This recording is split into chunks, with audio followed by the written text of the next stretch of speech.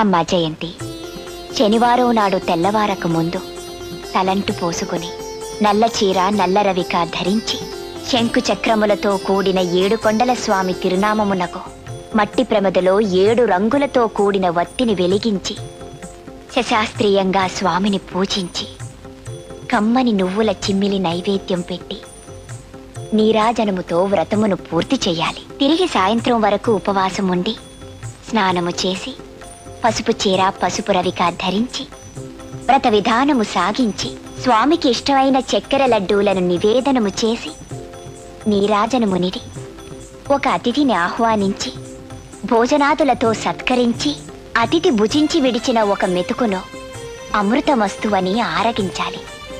అప్పటికి ఆనాటి శనివార వ్రతం పూర్తవుతుంది. ఈ విధంగా 7 శనివారములు వ్రతమును చేసినచో ఉద్దేశించిన